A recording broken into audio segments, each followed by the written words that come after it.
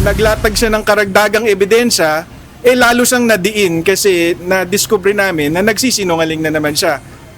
Naghain ng reply affidavit ang kampo ni Vice President Sara Duterte sa Office of the City Prosecutor ng Taguig bilang tugon sa counter-affidavit ni Ramil Madriaga noong April 14 kaugnay ng reklamong perjury laban sa nagpakilalang bagman ng pangalawang Pangulo. Ayon sa abogado ng Vice Presidente, bigo umano si Madriaga na sagutin ng maayos ang mga ebidensya laban sa kanya at lalo pa itong nabaon sa sarili niyang mga kasinungalingan. Binigyang diin sa reply affidavit na imposible ang mga aligasyon ni Madriaga na nagtrabaho siya para sa Vice Presidente simula noong 2018 kabilang ang pagbuo umano ng EC Pilipinas at ang paghawak ng mga confidential funds.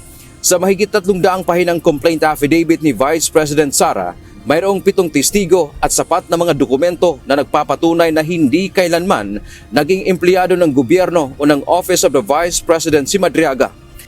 Inunahan na po natin sila na yung mga virtual meeting na nakita natin sa social media ng EC Pilipinas kasama si Madriaga, kasama si VP Sara, sinabi po natin na hindi po yun maaaring maging batayan na magkakilala si VP Sara at si Madriaga at meron silang close working relationship.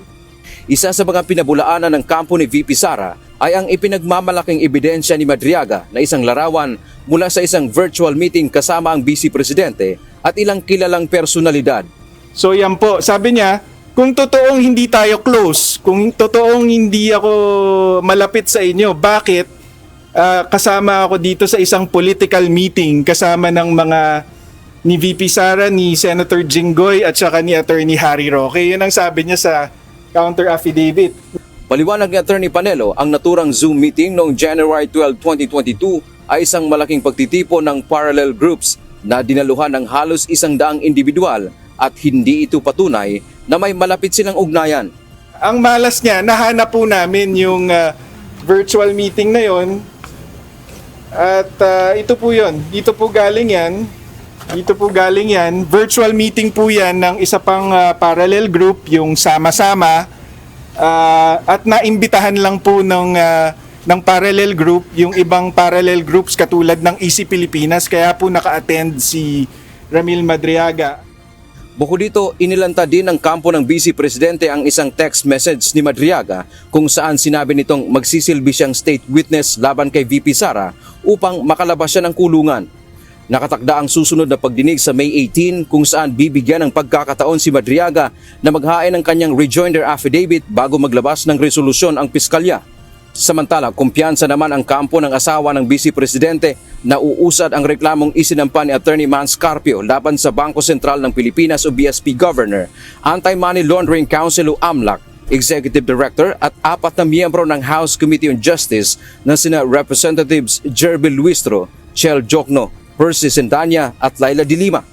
Kaugnay ito ng umano'y sa buwatan sa pagsasapubliko ng bank records ni Attorney Carpio at VP Sara. Paliwanag ng abogado ni Attorney Carpio, bagamat ang Quezon City Prosecutor's Office ay nasa ilalim ng Department of Justice na ang namumuno ay kaalyado ng administrasyon, gagawin ng piskalya ang trabaho nito na pagtataguyod sa batas batay sa merito ng reklamo.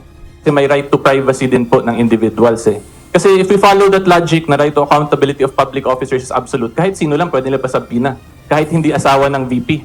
Yung pagpalaman po namin, nasa batas naman yan eh, di ba? So we do hope, no, of course, that they will see it the way we see it, di ba? Na makita nila na may violation nga nung Anti-Money Laundering Law, ang Bank Secrecy Law, tsaka nung Data Privacy Act.